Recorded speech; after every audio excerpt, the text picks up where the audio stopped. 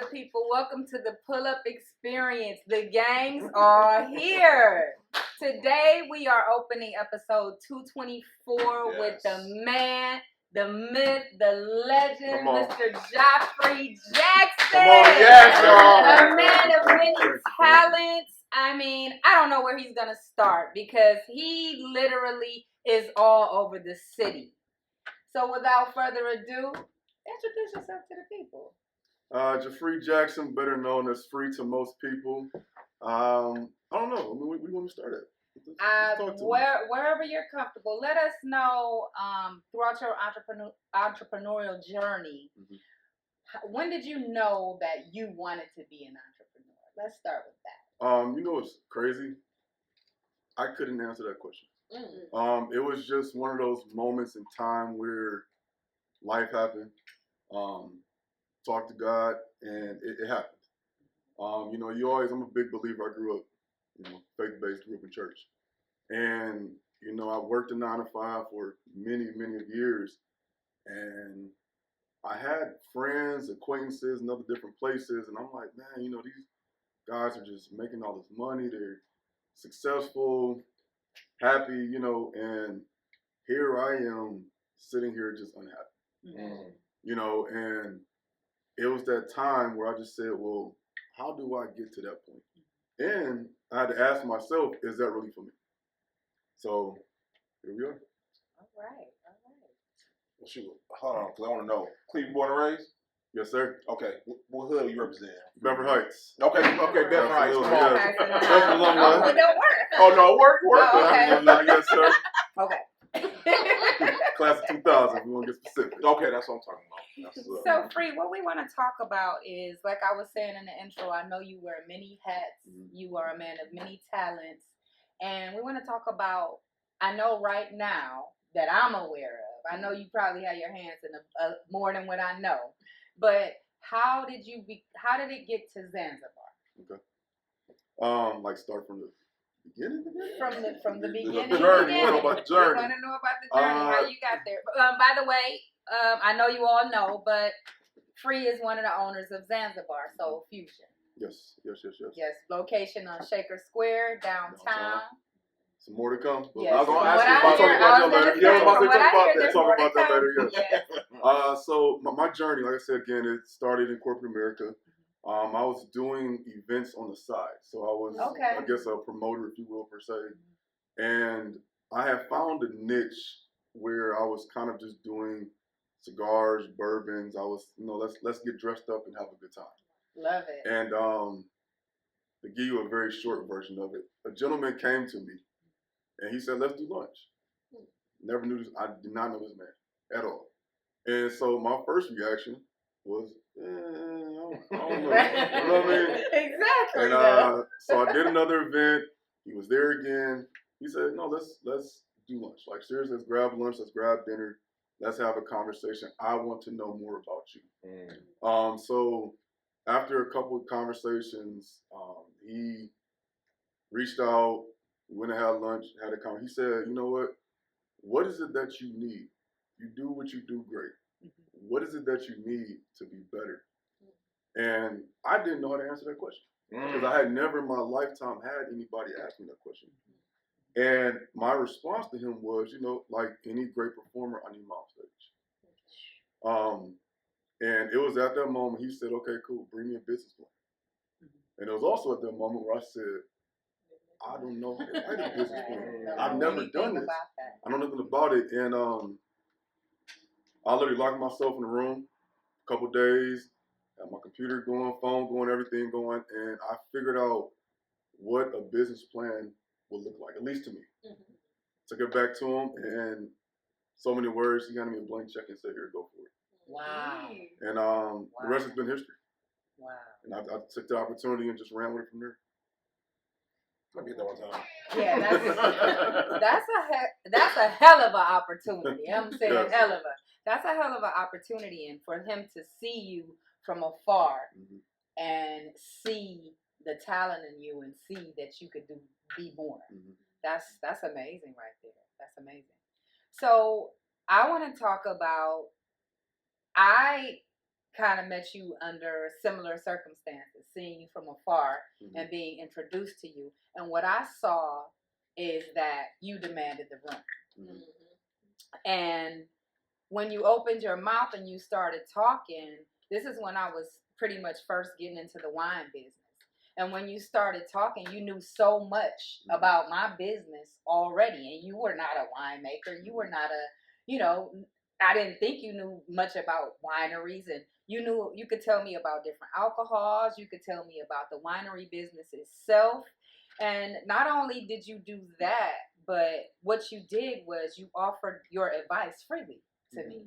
Absolutely. And as a matter of fact, you called me a couple weeks ago just to throw an idea out at me. Sure. And do you think I did it? I absolutely did. I heard her. I absolutely I heard her ask. I was coming. I said, okay, I got you. So, like, literally, not many people know, we have the Summer Solstice collection here.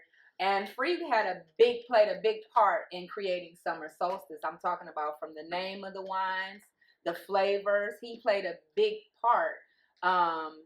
Having the winery, people always come in and say, what do you have new? What do you have new? What do you have new?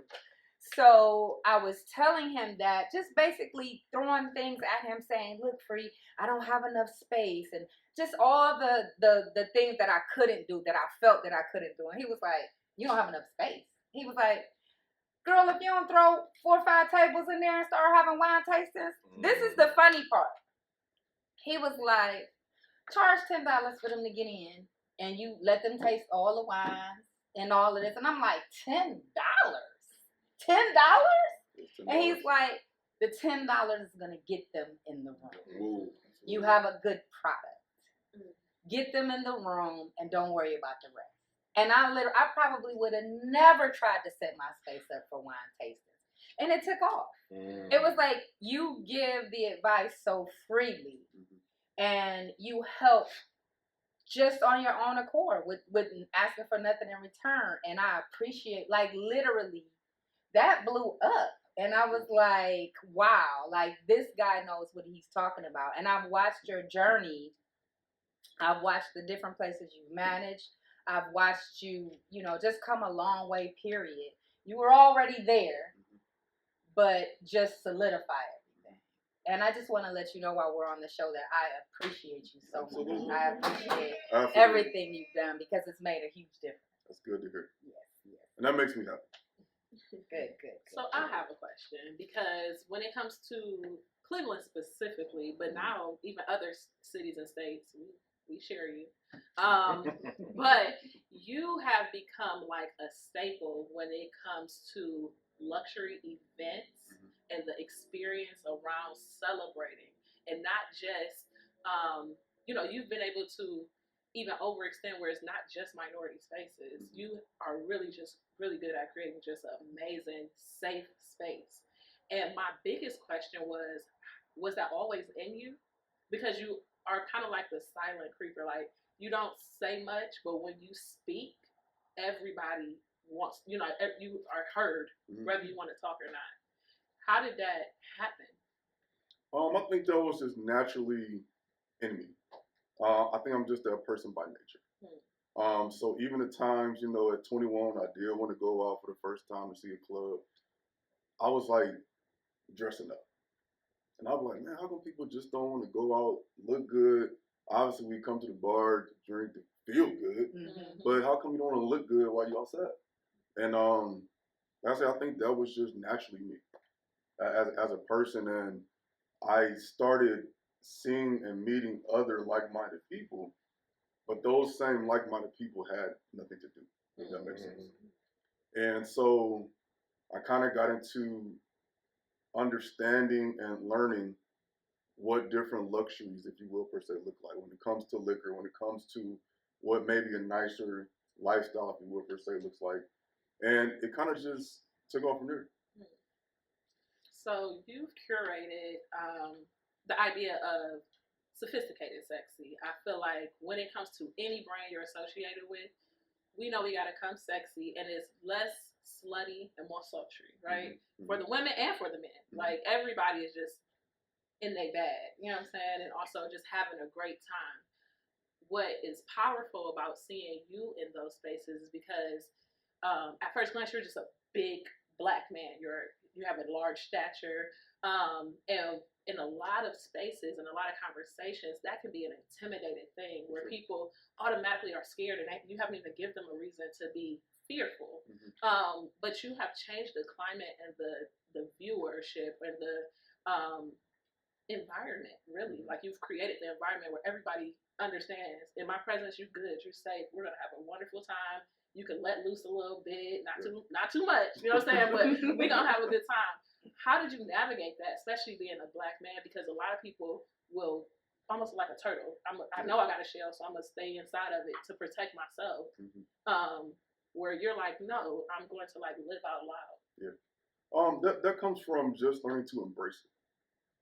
You have to embrace, like you said, walking into the room, and if my presence does command attention, saying hello to somebody. Because I can just stare back at you, look at you, not say anything. But sometimes some of my best relationships I've had, whether business or personal, have come from a simple hello. And we just go from there.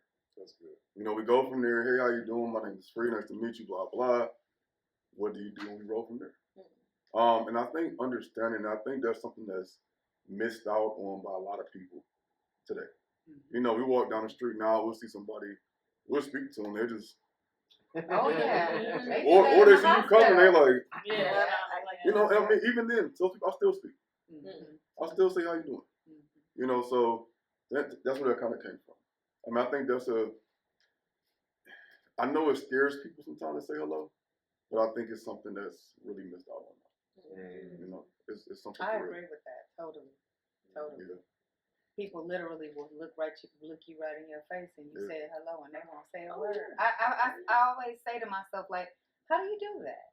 How do you just say nothing like that? How do you just watch somebody, see someone, speak to you, and say nothing? But you know, also too, I was taught that. I was taught when you walk in the room, you say hello.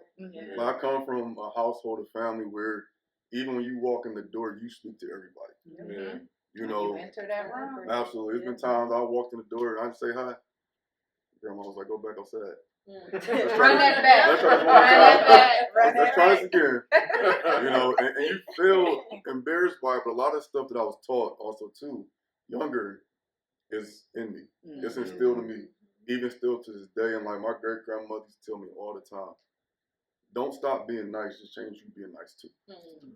You know, so I always think about that when it comes to how I wake up every day and how I move. That's good. So Free, let's go back. So you spoke about receiving a blank check. So tell us about those early stages with having that opportunity and how you've been able to take it and flourish over time. That was again, with that type of pressure on your shoulders, out the gate, your first time, it's like your rookie season, right? It's like a rookie season. It's like everybody's looking at you now. So you have to do something. You have to perform. And being the person that I am, that's like, I don't like to fail at something. It was probably one of the most stressful times of my life. I went through probably every emotion that you can honestly imagine. So whether it was stress, whether it was being depressed, just anxious, that period was it for me. But again, I'm a person, I learned to embrace the difficult times. We celebrate the good ones, and we learn from the bad times. So when those moments happen during that journey, I stopped and asked questions. I was never not too humble to not ask questions to people. Like, hey, and again, we spoke on relationships. Having those relationships going into it, it made it a little bit easier, just a little bit, to be able to pick up the phone and call somebody that has done it before. And just say, hey, I got a quick question. No, even then, it's still like, okay, X, Y, and Z, this is how I did it. And then when you try to do it, you're like, well, they just told me to do it like this, and it's still not working. But, you know, those sleepless nights were the nights where I sat back and had notes. It ran through my head like, well, if it didn't work, how can we make it work? You know, a lot of trial and error. Yeah. That's good. So go ahead. I'm sorry, my bad. I want to talk about mentorship. One, I know the importance of mentorship for you in your life. The fact you're mentors to others also. Yeah. I want to talk about that. Yeah, so I love not just I know a lot of mentorship programs are geared at kids, right? They're the children. I love talking to schools. I love just going to schools, hanging out, you know, elementary kids, middle school kids, whatever. But I just love going to the schools and interacting with these kids because a lot of times when I do go and I'm sitting before them, you know, all they know is what they see from the neighborhood, Right. or what they see on TV, and what they see on social media. So, but then a lot of times they have only been exposed, you know, career day. When we was going to career day, you saw a firefighter, you saw a police officer, you saw somebody in a suit in front of you, like, man, that is not what I want to do. Right. I'm not even trying to hear what he's talking about. So I think taking a little more, being more intentional about communicating with kids the way they understand. And really what that means is going to sound the complete opposite, but listening to them. Listening to a kid is the biggest form of communication. So I always like to sit back and listen to them and hear where they're coming from. What questions do they have? And answer the questions. Now they ask some crazy questions, but you know, I'm so sure. they do that. Or even just my peers, my older peers that call and just have a question. I have no problem at all answering. You know, I'm here for the knowledge, passing it along. And even with the kids, man, like it's, I really believe in, it's so much easier to raise a broken kid than fix an empty man. You know, so Douglas. if I can go ahead and pass that information along to you now, I'm gonna give it to you. Definitely gonna give it to you. For sure. So I watched your journey from park. Let's see, Zanzibar, Fin and Feathers. Nope. Park, Zanzibar, Flavor, Fin and Feathers, Zanzibar. My question is, how is now different at Zanzibar? And I want to talk about working with family. Okay. You know, most people be like, the fam, man, the fam, man, the fam don't want to act right, man, like the fam. So I want you to touch on it a little bit about working with family. You know what's crazy? I love it. I do. I love working with the family. But I guess the part in there, I love working with the family that loves to work. We got to be on the same page, man. Because I get family, I get close friends. They're like, "Hey, what's up? I want to do it." Yeah. And I'm like, "All right, cool. See you tomorrow morning, 9 a.m. It's 10:30." And they calling me like, "Oh man, what's up? What about tomorrow?"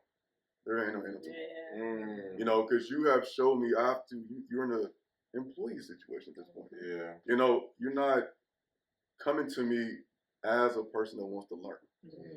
So I treat it as such. And granted, I get it. We all stumble. You know, as long as you stumble, don't fall. But it's just how you handle it. So, I mean, so to answer your question, like I do enjoy working with them. We understand our strengths. We understand our weaknesses. And we also allow each other to do what needs to be done based off of the strength. And if your weakness is you're not good at returning phone calls, hey, Nikki, don't touch your phone. I got the phone. Because at the end of the day, we are only as good as each link of that chain. So if you got a weak link in that chain break, it's over with. You know, so we understand that we have our conversations. Do we bump this? Yeah, of course. But we have healthy arguments. We have healthy disagreements. That's important. Yeah. That's important. And it's very important to know everyone's strengths and weaknesses too. Yeah. You know, that's how you become a solid team. You know, everybody's doing what they're good at. Yes, for sure. And I just every day more and more, I'm just like, ooh, team. It's definitely not about an I. I thought about an I for a long time, and that was the absolute wrong way to think about things when you're trying to accomplish things and get further. You're gonna hit a brick wall with I. Absolutely. I don't care how well you do what you're doing, you're gonna hit a brick wall with I. So having a strong team and his family, that's a blessing. And it's that's crazy you mentioned the I versus the team, and I had to learn that early on. I had my OGs early on when I was going into being an entrepreneur. Like, dude, you're not going to be successmesual doing this by yourself. But I was so used to that. Right. That's what that was just my mentality. Like, no, I got it. I mean, I think even as a kid, I was like, no, I got it. And you start realizing when there's so many moving parts to a business, and you're like, okay, I got this, but the reality is, yeah, you over here, but this needs to be baby. And this isn't brewing at all. But you don't realize that this little part can help where you're at. You know, so I'm listening. I'm listening. You know what I'm saying? That was great. That's a very good way to put that. Yeah, so I mean, so it's really like, hey, you know, whether it's family, close friends, whatever. Because sometimes all family isn't blood, right? And it's like, hey, I know you're good at doing this. This is what I need you to do for me and for us. You know, because you could be good, like I say, you can be a behind the scenes person and be happy, be successful, see your brand succeed, but you just over here. That's good. Indeed. Yeah. When it comes to collaborating, especially with you, because you have amassed so much success, what are some characteristics that you absolutely want if somebody approaches you with the idea of collaboration, whether that be joining your business or you somehow helping them with their business? And then what are some ones that you absolutely refuse to deal with? Because I know you done learned something along the way. You done found absolutely everybody ain't my customer. Yeah. So you want to know some good ideas somebody comes to collaborate? At least some good characteristics, some traits you look for in everybody who you're like, we can rock with each other. And then some where you're like, we absolutely don't have nothing. Out the gate, the work ethic.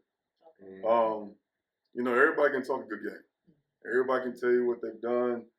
I love to hear those conversations about, oh, I've done this, I'm doing this. I'm like, okay, well, let me see it. You know, because I understand the time that I put into it. I understand the time that I put into it to even get to where I'm at. I'm not at the highest plateau of success, but I know the work that I've done to even get here. So it's like, just show up. Just show up. Be willing to learn, because, you know, I may know something, but my partner is speaking. So I'm going to unlearn it to hear from his standpoint, from other partner's standpoint, or even just if I'm calling Nikki, I'm calling you to ask a question. I'm never going to say, oh, yeah, I already know that. I don't even know that part. Right. Because there's always something to learn in your words. Always. No matter if you've been doing it for 30 years, there's still something to learn. So as far as something I can't tolerate is a know-it-all and a short fuse. Like somebody that's very quick to say, You made that one time. yeah, hit it again. Hit it again. I mean, Right. It's like, and again, it's like, because you don't just meet somebody and they're like, oh, I know how to do this. But I'm looking like, well, the people that I am communicating with and the shoes I want to walk in, they're not even doing this. You know, so how are you coming to me? And I'm watching these people over here succeed and, you know, striving to get to those statuses. And I'm like, well, that ain't matching up to what I see over here. Right. Did you just tell me that the other week when I told you about that phone call? See? It doesn't match up. So to me, out the gate, that's I'm just like, all right, we'll talk later. I'll call you back. I'll call you back. All right, so go ahead. You go ahead.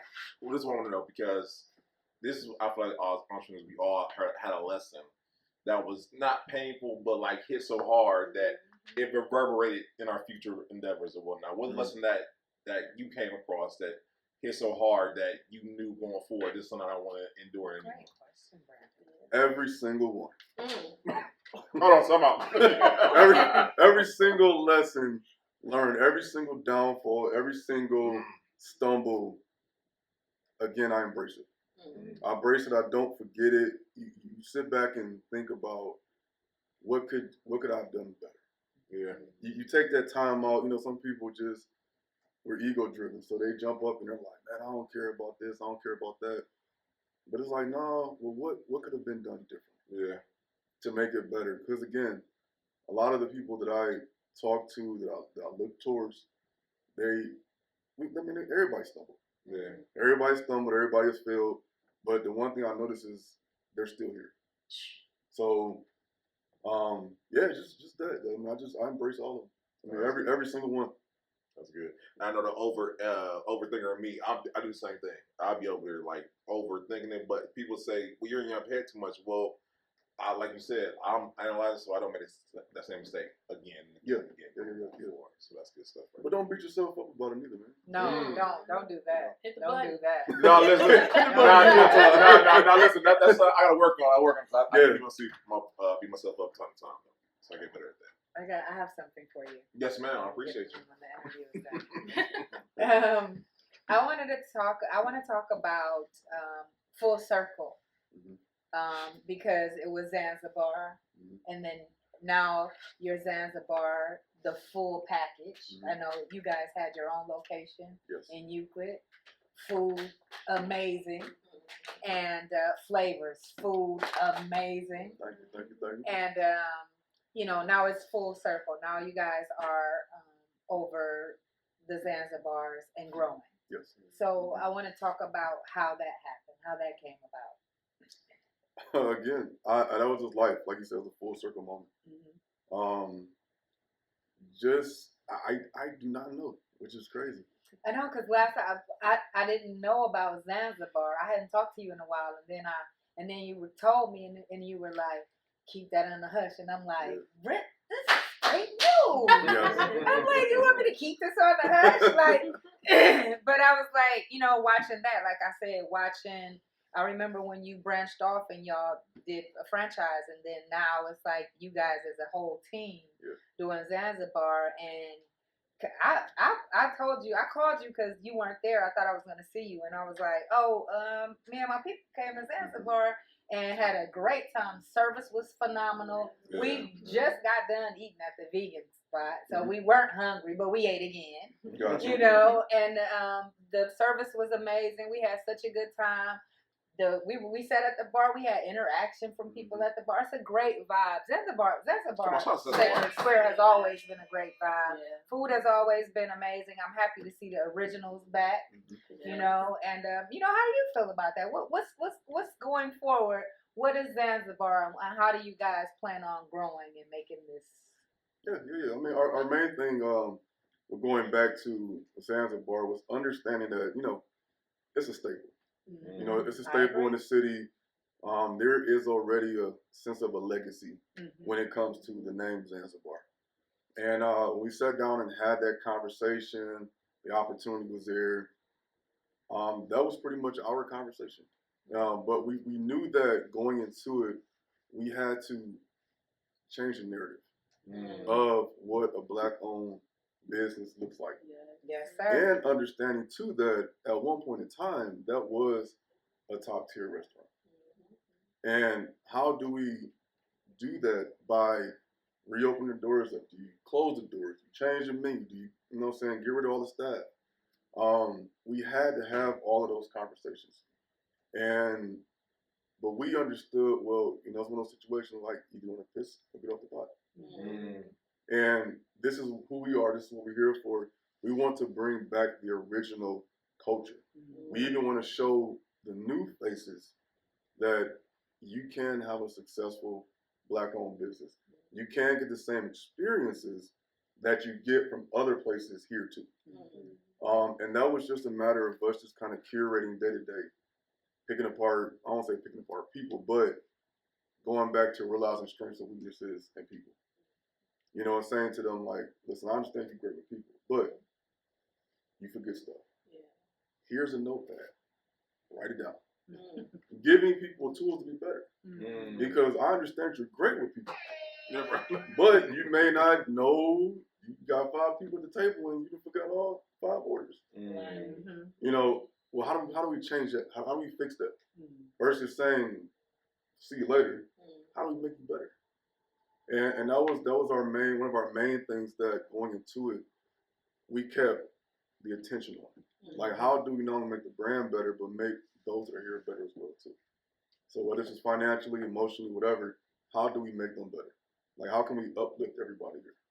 So what I love about Zanzibar now, and from a friend of a friend, I heard some things, but what I really have heard is how much you guys, like you said, have put this hyper focus on the people more than just the product. Sure. And like even doing like the corporate picnic and the come together thing and making sure like they're good, because when they feel good, they produce well and give great.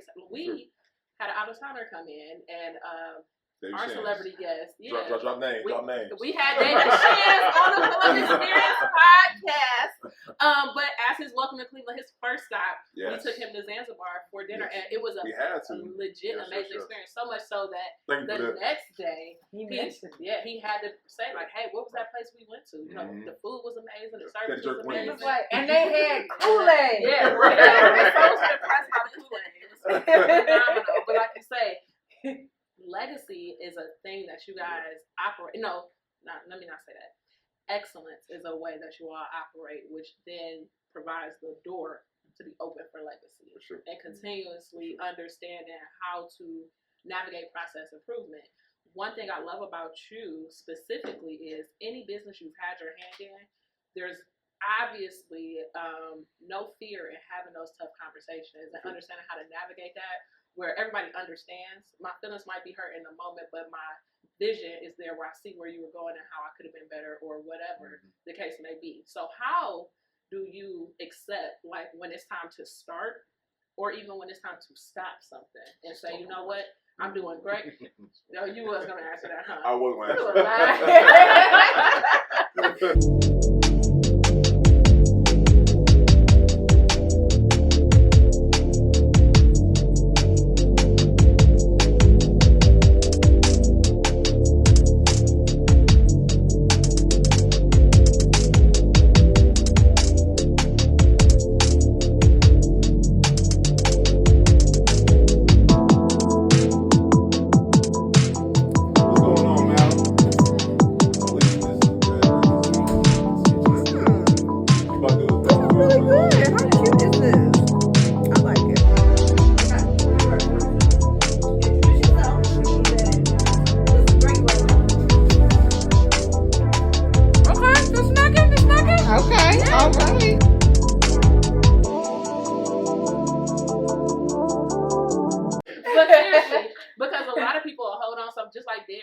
We'll hold on to it forever because we started it.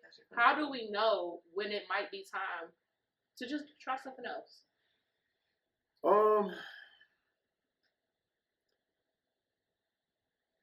You have to just recognize that the situation isn't lining up with your vision, right?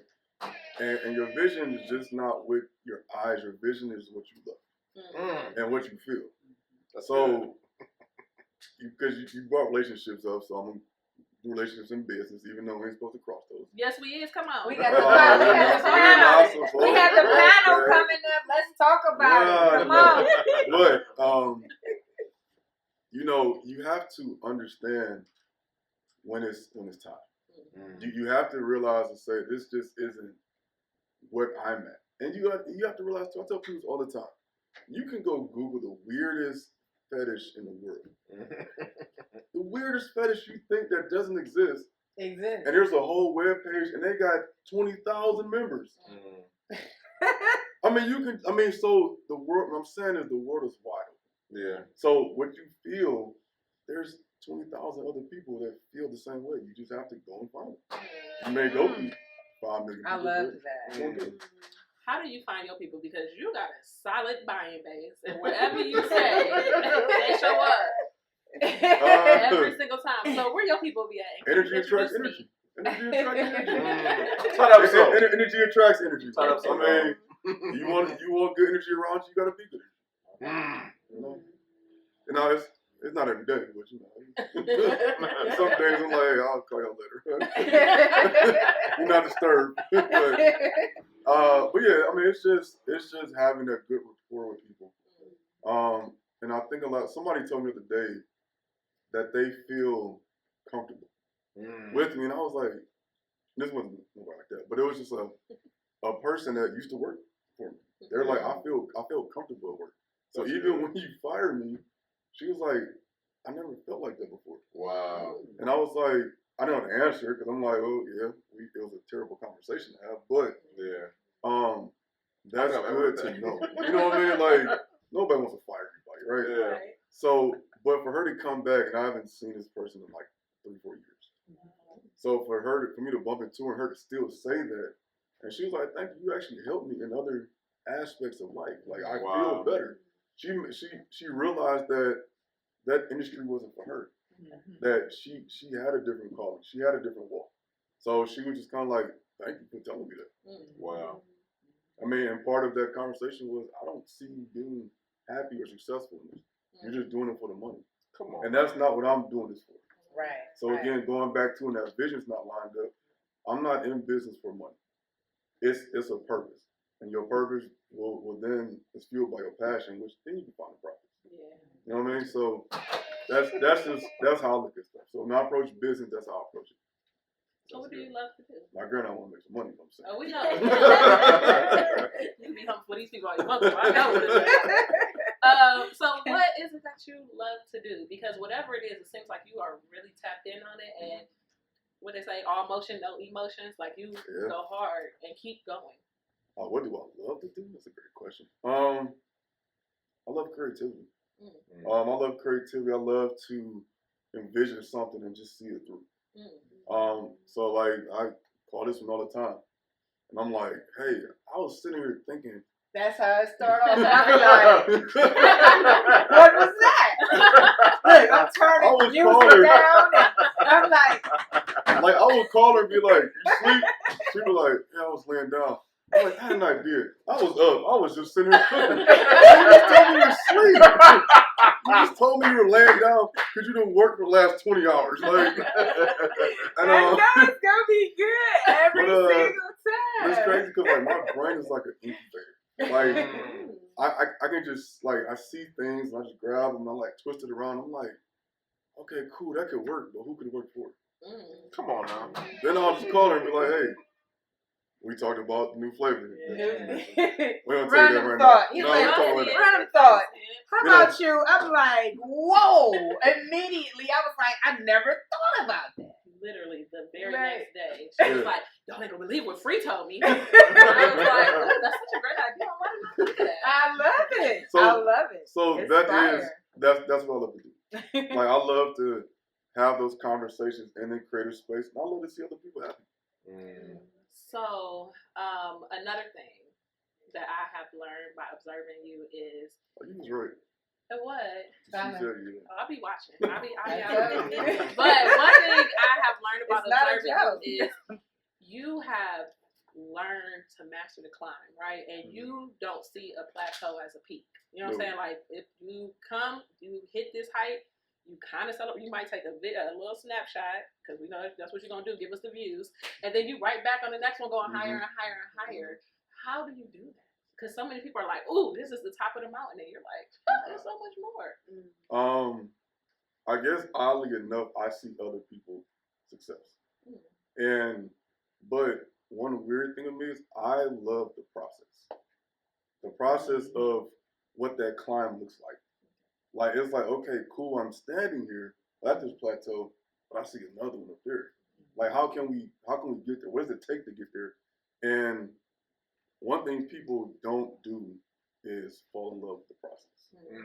I'm that person. I'm the person, and I preach this all the time to people. Like, we have to learn to love the process of what the next plateau looks like. Every single time. And then when you get to the top of the mountain, but we don't ever know what the top of the mountain really is. You know what I mean? Because you have people that are billionaires out Now, are they happy? Not necessarily. We don't know that. But how come you can't be that person? You know, what did it take for that person to get there? I'm not saying follow in their exact footsteps, but fall in love with the process and really understanding, you know, on that climb, when you're going up that ladder, you can keep saying I'm going up this ladder, but it's about who's holding the ladder. Because your foundation, because your foundation is your foundation. You know what I mean? Because the taller the ladder gets, the more wobblier it gets. The wind pick up, you can just swing and sway a little bit, but it's about who's holding it. And them understanding that I'm part of the climb too. You know what I mean? Like, you're good at what you do, go for it. Climb. Just climb away. We got you right here. You know, and I mean, I hold people's ladder as well. And I have people that hold my ladder. That's how I feel, you know, about so, the pull-up experience. Oh, yeah. Absolutely. I see what you did there.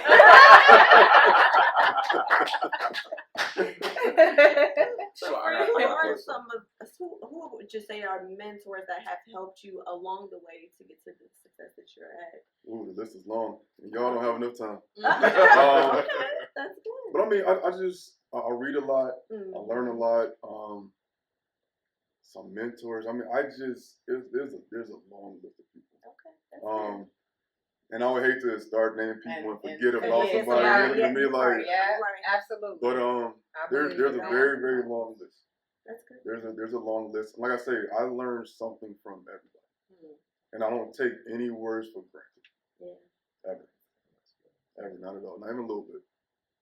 With all that you have going on, how do you find the time and energy to balance parenthood with professionalism? You got to make time. You got to make it. I know that's always a conversation. You know, it's always a conversation because I'm a worker. I'll just go. I'll just work all day. If it's 24 hours a day, I'm going to be here 24 hours.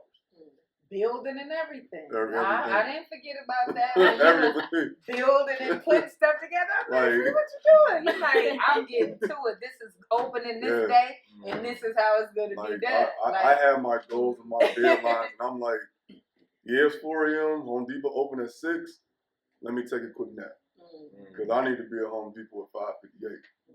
So I can get back to it. You know, and it was just, that's just how I am. Like, when I have a vision of something, I'm like, let's run. Let's do it. Let's knock it out. Let's make it great. So you have to find that balance in there because, like I said, I have kids, and I know that they need that. You know, they call. My daughter calls. Shout out to her. She calls every day. She calls every day. She doesn't care if I'm driving. She don't care if I'm asleep. She don't care if I'm at work in the restaurant. In a meeting, she does not care. She gonna want her money for her food. She gonna want her money for her food. That's all right. And I used to get upset. I'm like, I'm working. Like, stop calling me. But I gotta understand, like, that's her time. Yeah. That's her precious moment with Dad. You know, and even just little things like just going to see her. She said, "Hey, I got a graduation." Just letting everybody know, like, I'm not gonna be here today. I gotta be there for my baby. You know, so and that's the legacy. Like, I mean, because granted, tomorrow is a promise. Yeah. So it's like, what are you gonna give those that love you and cherish you like nobody else in this world? What memory are you gonna give them? You know, are they gonna be able to just look at a picture and say, "Oh yeah, that was my dad, that was my mom," but I really don't know who they were as a person, or they're gonna grow up and just be like, you know, that was my dad. You know, so yeah, it's not easy though. I'll tell you that. Because I don't see how you find the time.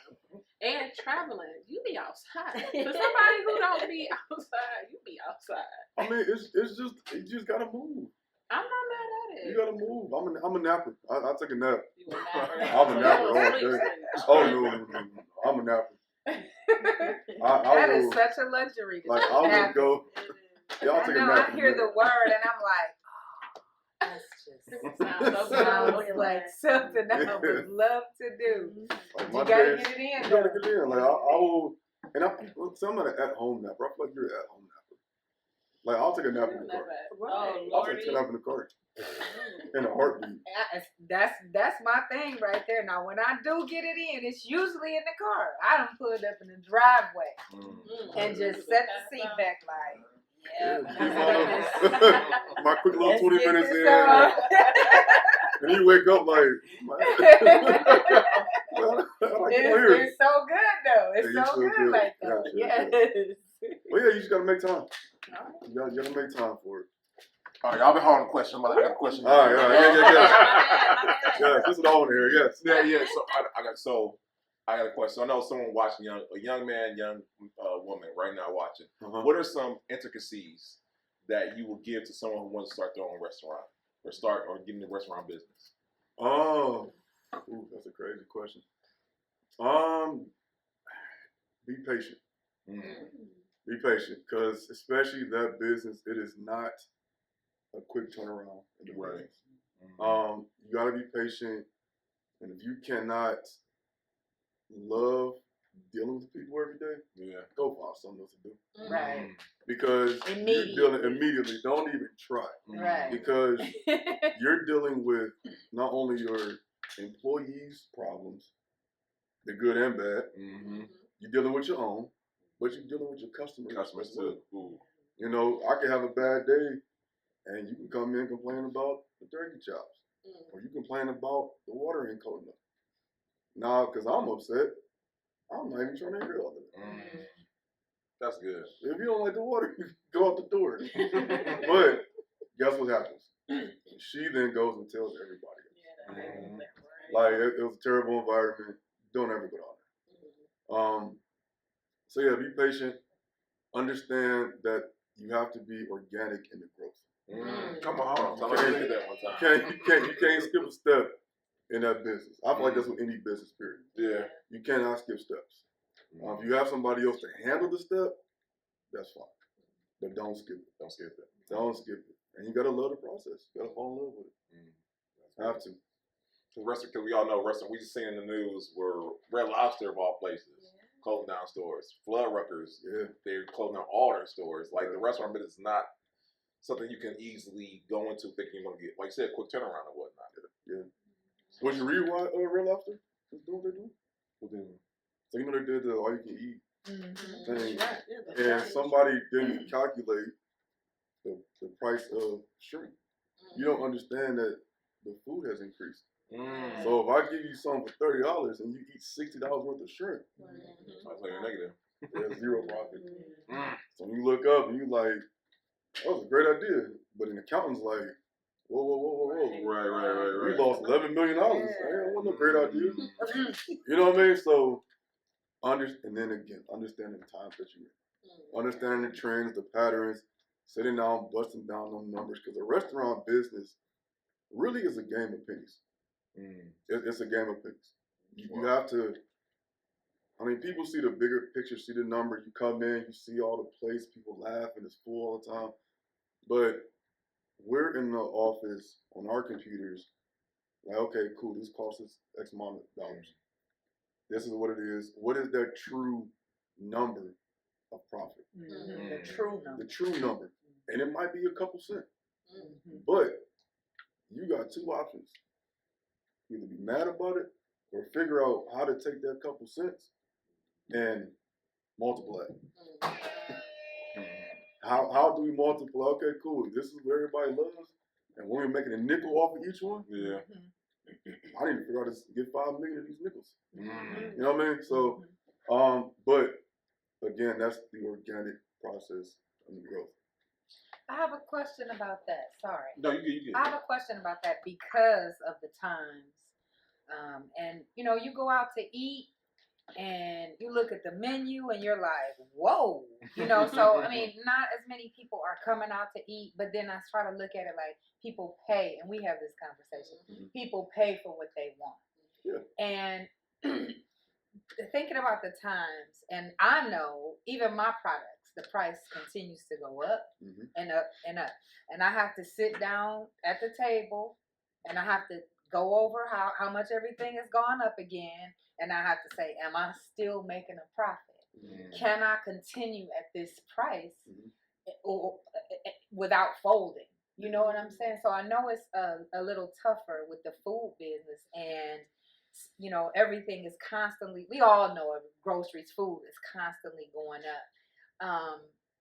So tell me what you think is more important when you have to go to raising those prices, because you eventually have to.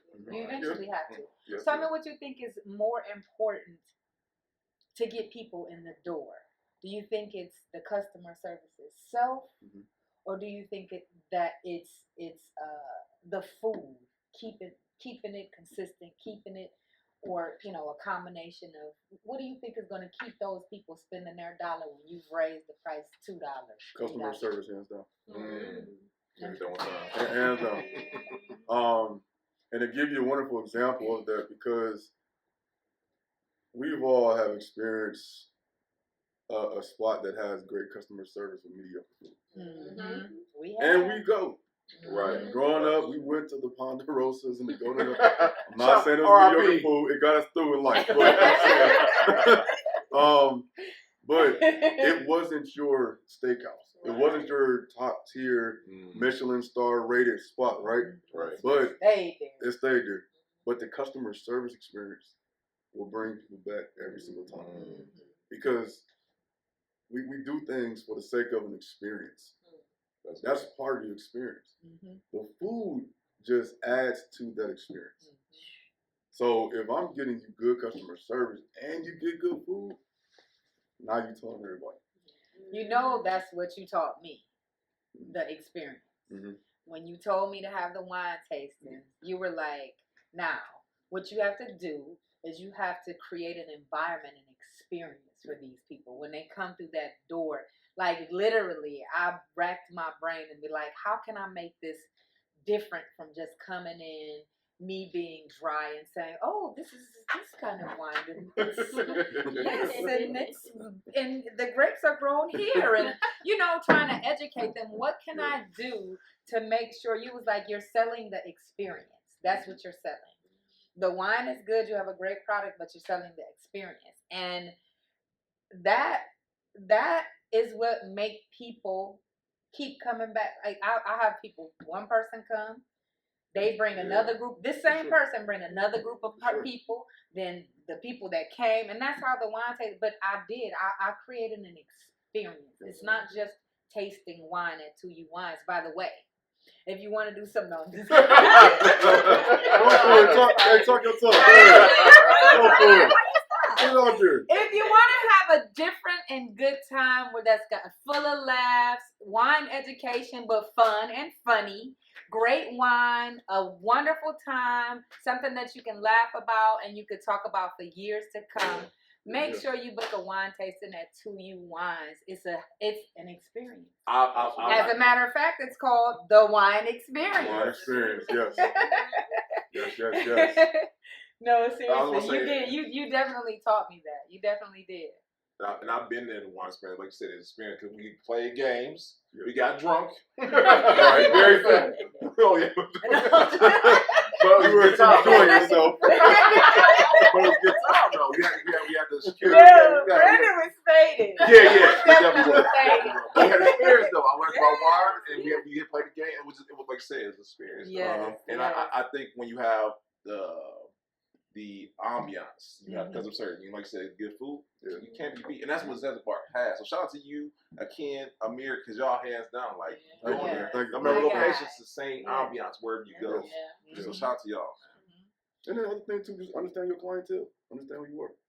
And I think you kind of mentioned about increasing prices and should my price go up. I'm gonna tell you this right here right now. Raise your price a little bit, but go figure out how to get more people. Like, don't just say, okay, well, this bottle of wine that, I don't know, it's $10. But now you have to go to $17 to keep your doors open because he's not going to understand it. Right. He going to know, well, I don't really give a damn. It was just $10. Right.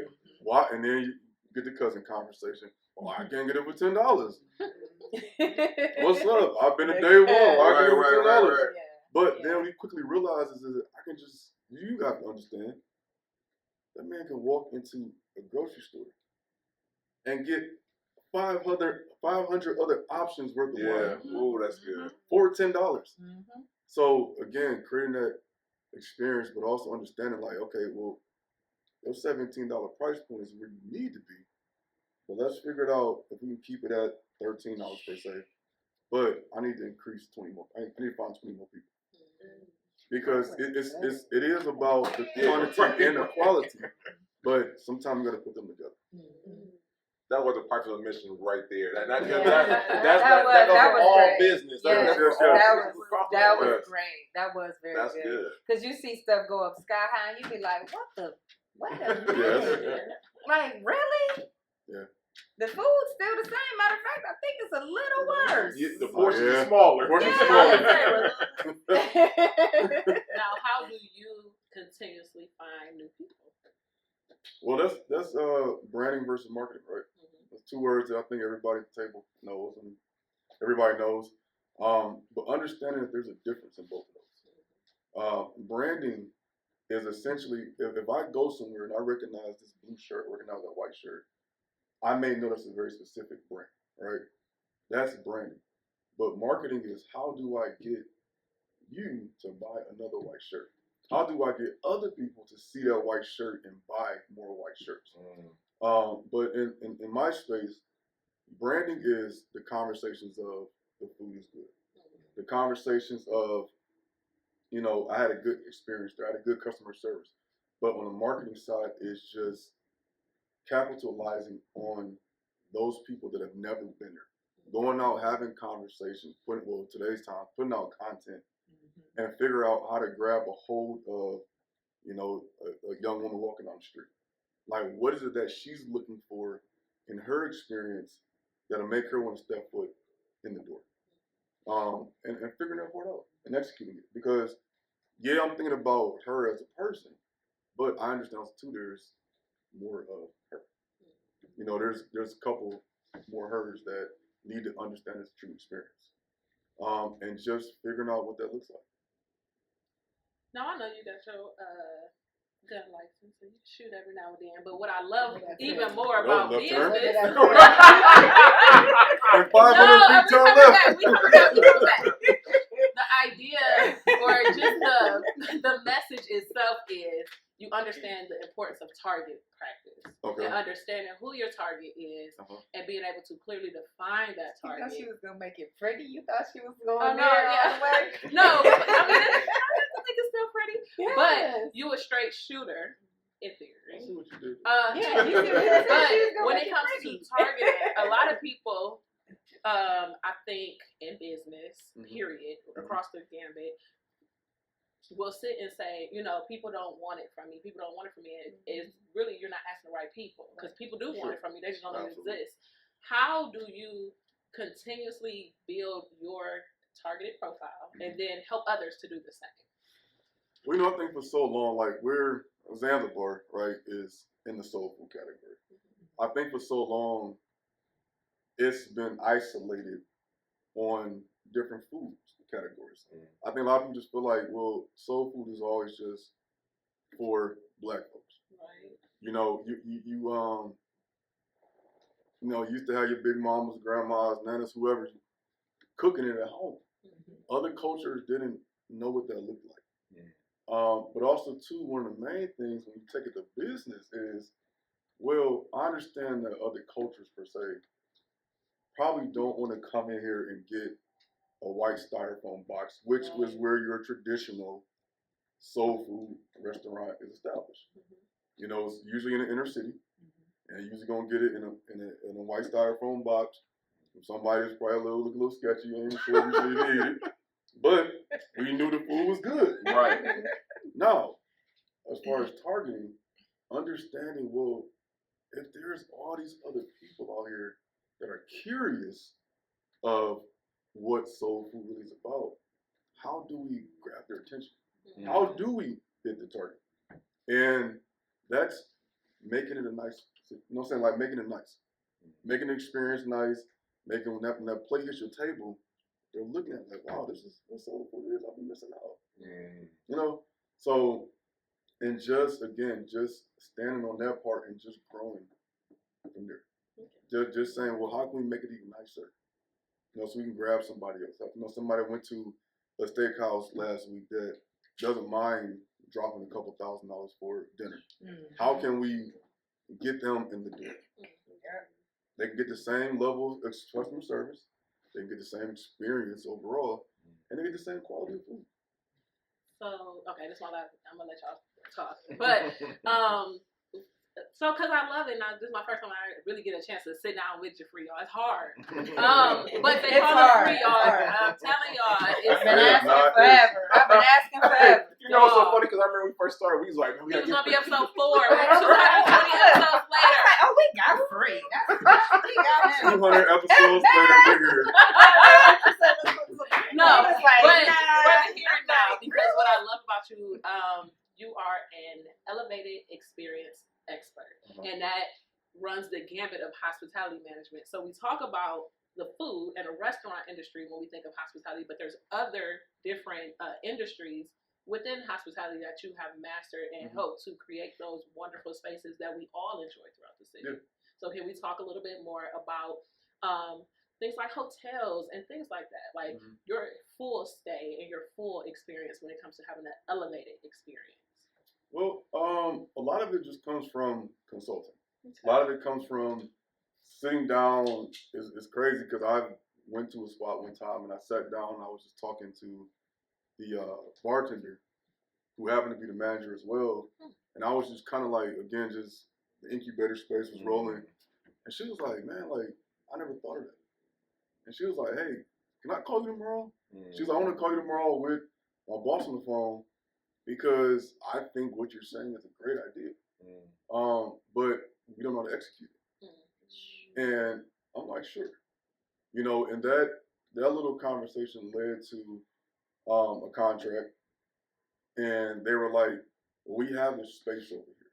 We don't know what to do with it. What does the flow look like? So everything from the time you walk into the door, where should the bar be? How many seats should we have? What does this look like? If you walk in, if that wall's a different color than this wall, where does your natural gravitation of attention go to? You know, so just having all of those conversations and, you know, telling them like the height of your bar matters, the height of your stool matters, having a back on your seat versus all that stuff matters. Wait, time out.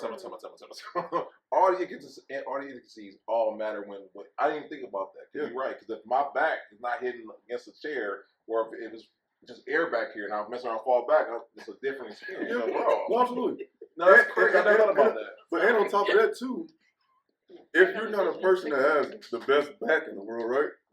Your back is sore. You're like, I don't want to. Like, I'm a person. I'm not. If I see a bar stool, I'm usually prone to not be excited. My excitement level is already decreased a little bit. And I'm like, damn, my back about to be hurt. So you have to think about all those things. Wow. It's like, do you want to add comfort to this person at the bar, or do you just want them to eat and get up and get out? If that's the case, all right, don't put a bar stool up there. You know, so just understanding all of those little details, and I mean, it led to a nice situation. They're still open. They're still doing their thing. So, but again, I'll stop in. I'm not a person that's just like, I helped y'all with this. I just go and I just look at it. You know what I mean? So, being a humble person, I like to sit back and just like, that was cool. That was a cool experience for me. Well, I told. No, all good. Keep us in our accountability. We keep each other accountable. Absolutely. All right.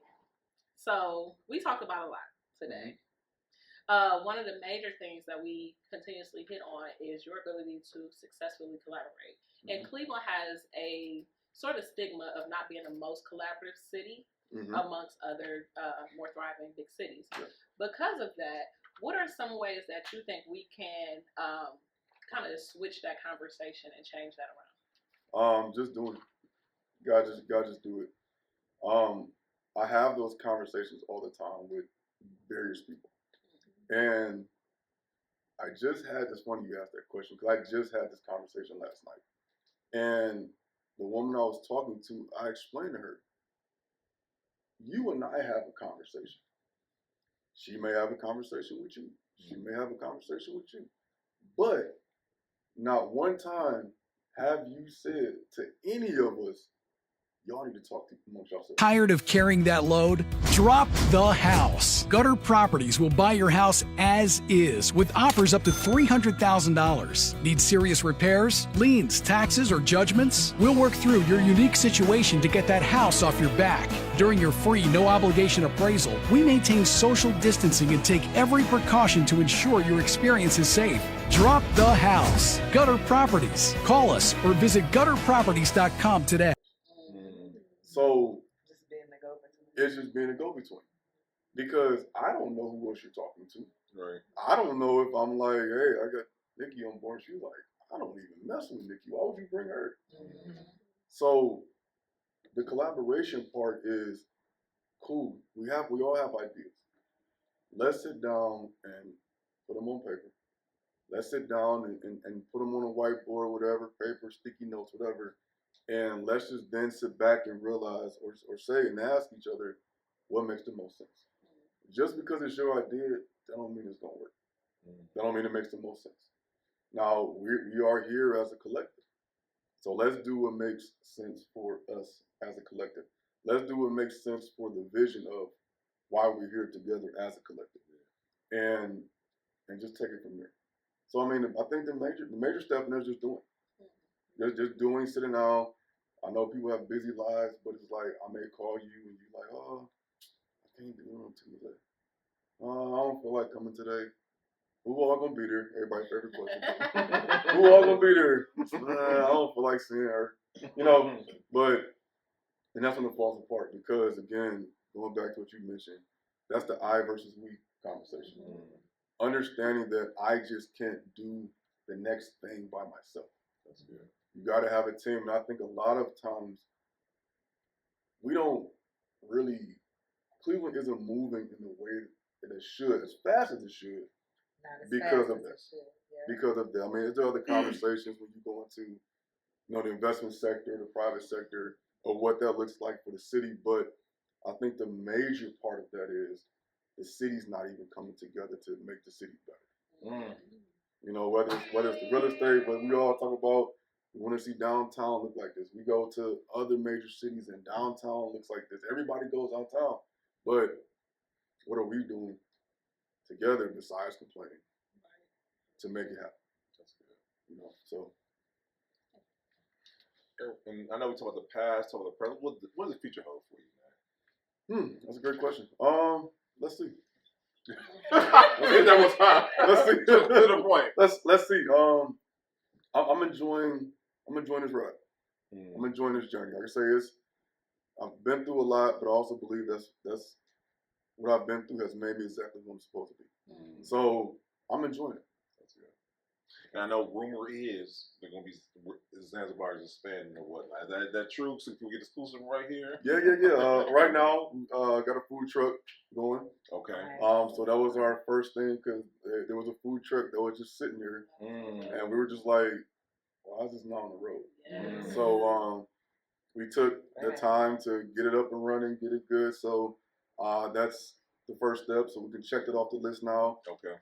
After that is just exploring the opportunity in other cities. Soon it is because we get folks from all other cities that come up. So what does it look like? We need a West Side location. How far south do we go? So do we go to a whole other state? But obviously with that comes understanding the trials and tribulations that come with it. Right. Maybe it's great to put it in a Dallas or some other city, but that's a long flight. Yeah. Somebody calls off, your whole kitchen's gone. I can't just jump up and get there in time. Right. So you have to understand those things and be okay with knowing that those things are on the table. That's good. Yeah. No, I thought you were about to go into your questions. No, I had a question, and I thought Brandon was wrapping up, but let me shout my question out there since he's not. I just wanted to know what you feel like the difference is from, because you've been downtown, and you're in Shaker Square. I want to know what you feel like the difference is with support being downtown from the city, with the vibe being downtown to where you are now. Like, what is the difference, good and bad, for those? Well, I think when you're in the major difference is we get a lot of the locals in Shaker Square. So I think when you're coming to the suburbs, or we call it home, for those folks, it's more of a let's just go to dinner. Let's go grab something to eat. You get the local support. You start to learn names, faces, what people love to do, and then again, I can come in the door and I'm like, hey, how you been? The test we talked about last week, how did you do? Right. So I think you get more experience, right? Being in the city, being downtown, we get the random, the travelers, the people that are in town for a conference, a concert, because majority of the time when somebody is from another city, they come downtown. Of course. And downtown, with the downtown being downtown, you have to kind of give it a little more of a vibe, if you will. You have to understand that people want to come have a good time downtown. So, do we do a major difference? No. But just understanding that people, it is a different environment. And again, just understanding that, embracing it, and making it happen. I know we talked about collaborations earlier. Who's someone you would like to collaborate in the future? Besides me. I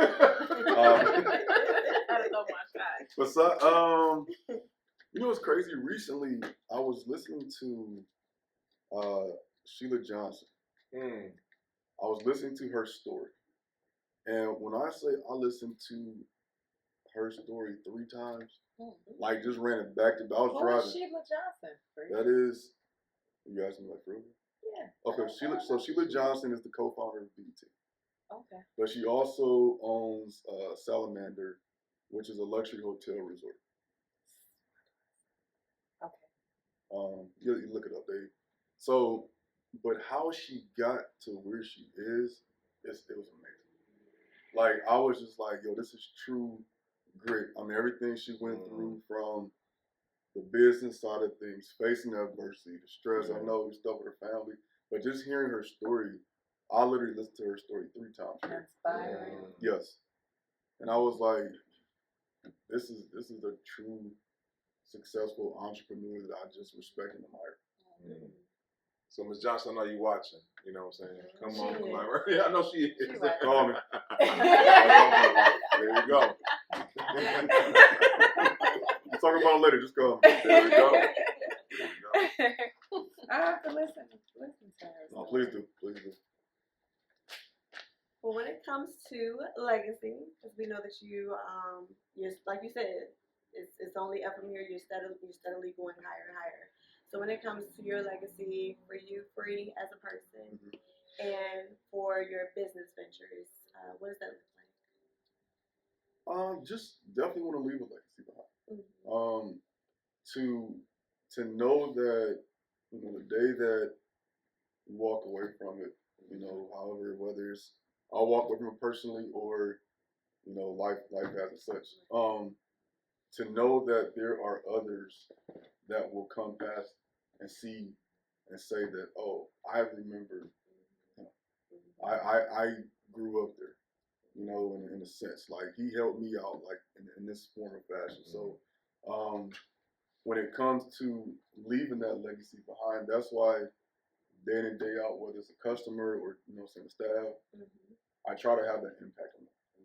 If you're going through financial hardship, let's sit down and figure out where you're falling short at. Let's figure it out. Let's get a game plan together. Now we have staff that have come to us and say, man, I didn't have nothing. Thank you. I got an apartment now. I got a car. I got some money in the bank. And again, that makes me feel good. And I always ask, your next question, well, what's next? What is that you want to do next? Do we need to talk about it? So, outside of just the respect and love from, family and children, but just those who have crossed the path with me. Like we gonna fuss and fight. When it's time to go to war, it's time to go to war. But we gonna hug and kiss afterwards. No, you've been dropping gems all night. Mm-hmm. We've been monopolizing our conversation, letting everybody else sit in on it. Hold you hostage. If somebody were to be, there's so many things that you said that were so awesome, though. Seriously, if you could think of 3 of the best things that you want somebody to walk away from this interview with, what would it be? 3. Number 1, just fall in love with the process. No matter what it is that you're going through, it doesn't have to be business. It doesn't have to be entrepreneur stuff. Like, just fall in love with the process. Okay. I live and die by that. Number 2, I don't think I mentioned it, but I also live and die by this, is understanding your impact. Because you never know who's watching. You don't know who you're motivating. You have no clue at all. So a lot of times when I have my moments, my downtime, I call it, I always think about, like, somebody's probably watching or waiting to see what's next. Like, all right, come on, get up, put your shoes on. You know what I mean? Like, you don't have time to sit here and have downtime. And number 3, just do what's best for you. Do what's best for you. Do what you love. You gotta do what you love. Very good thing. Now, listen. All title episode, y'all. I don't know how hard time title episode. Steve got it. See, I know. Yeah, I already know. My brother. That's what I'm talking about. I ain't mad. I know that's what I'm here for, man. He got some notes. All right. That's right. Shoot. So this is multiple question the whole interview. Free man. Where do people learn more about you? Where can they tap in? All that good stuff. I'm not hard to find. I always tell people I'm not hard to find. 224. Right. Mr. 224. No, we ain't gonna let them. It's going good. Not hard to find, like I say, but you can find me social media. Obviously, Instagram is it's ITSME_free. Or I mean, you can reach out to one of these guys and girls. Ain't hard to find. I'm not hard to find, trust me.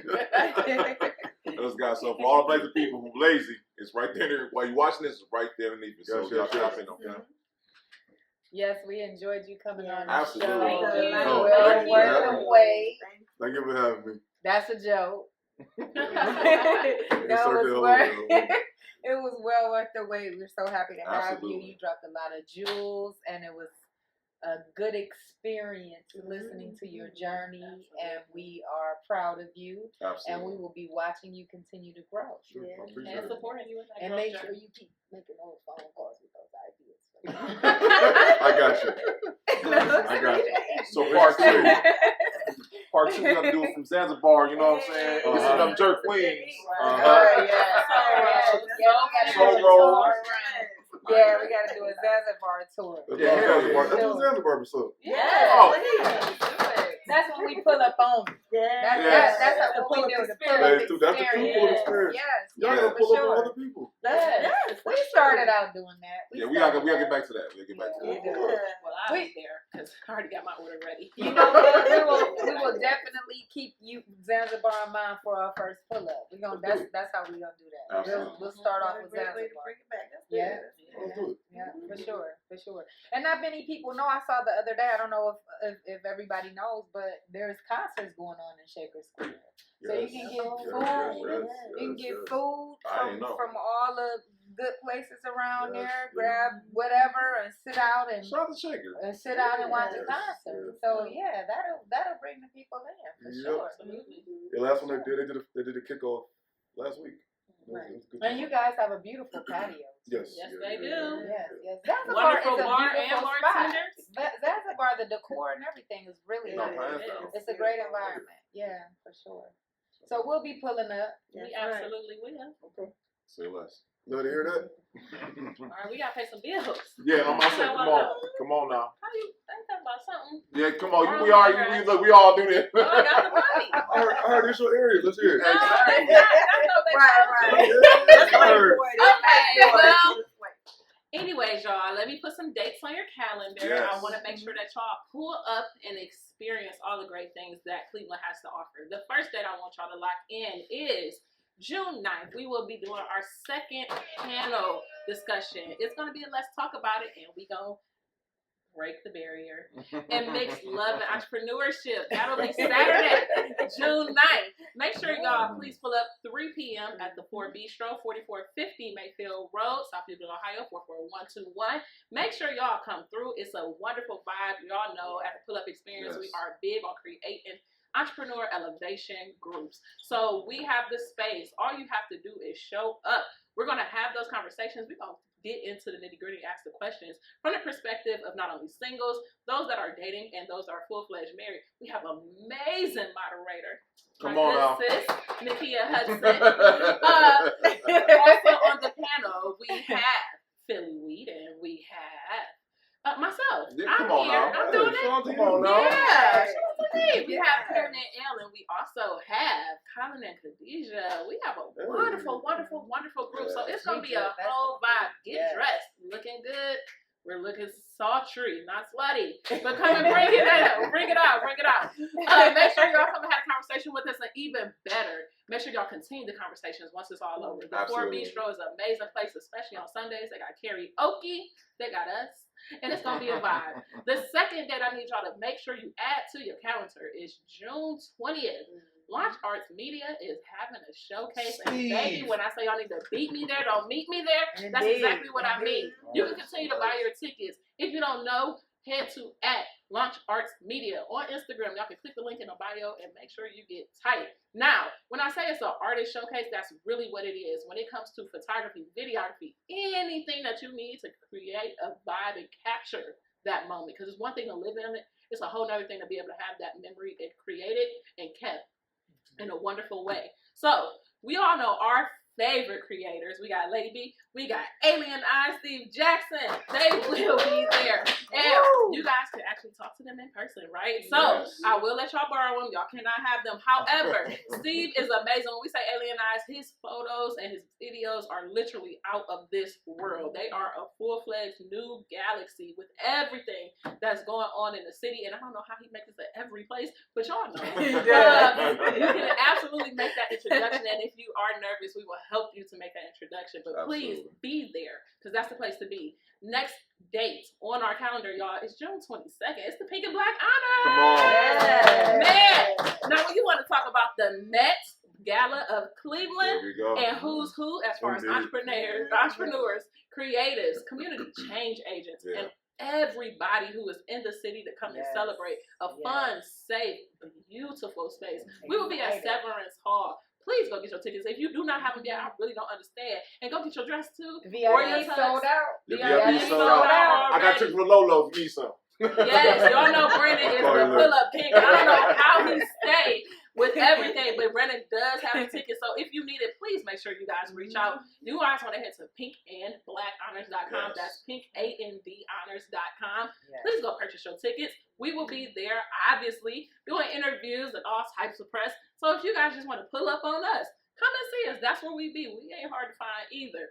Now, if you get hungry, if you just want to vibe, if you just really trying to figure out how to run in the free, I need you guys to head over to Zanzibar Soul Fusion. Now, we got 2 great locations that I'm going to send y'all to, because I know they stamped and verified, and free is most stamped in the passport. So, we have the Shaker Heights location, but we also have the downtown location. Now, when it comes to just a full-fledged vibe, yes, it is marked after the African country, right? But it's a American soul fusion restaurant. There are so many great dishes. I like the soul roll, so please at least save me one.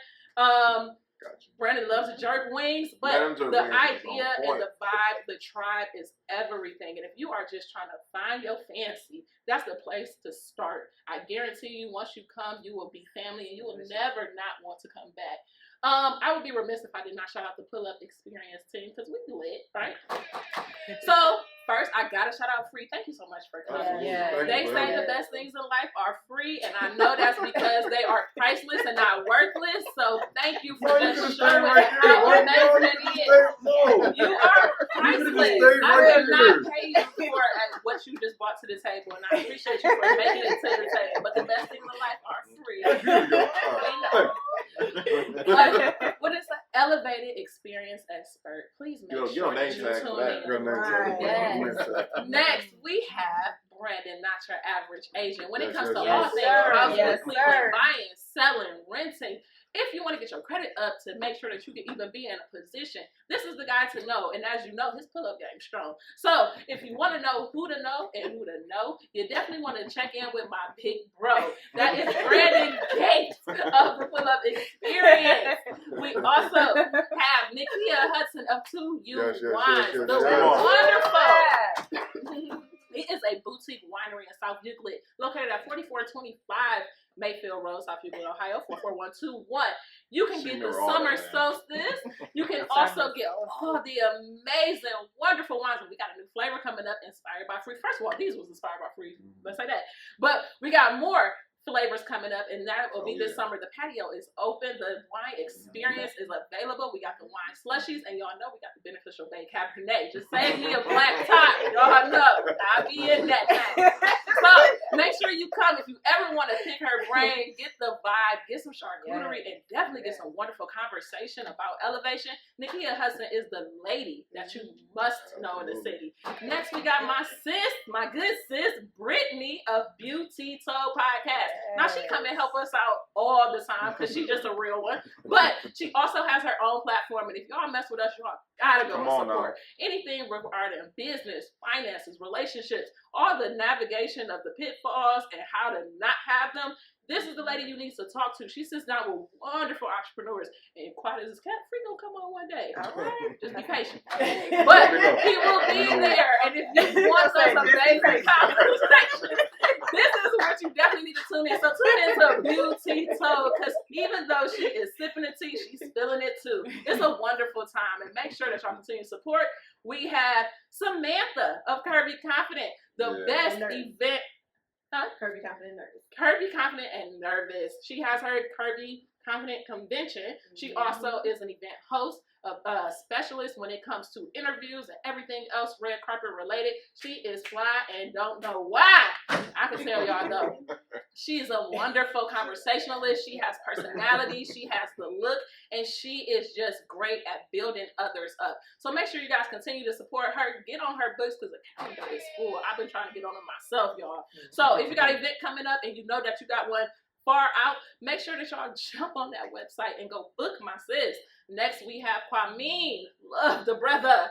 Now, it's a funny way to make sure that we have wonderful conversations. His podcast is on the way, and when it drops, don't worry, it's on the way. We got it, and it's coming soon. But we love everything about Kwame and how he continues to pour into the community, and we are always going to support you. Lastly, we got myself, Marquita of Beneficial Bay, where I give business assistance for entrepreneurs, paralleling love and entrepreneurship, and how you can build your targeted list through organic marketing techniques, setting up your systems, and get into the bag and how you're feeling. Yes. That is pretty much all I got so far. No, I don't. August 31st. August 31st. Let us know what's coming. South Euclid's Wine and Dine Wine Festival is going to be taking place on Rushton Avenue. That's right behind On Green and Mayfield, right behind that McDonald's.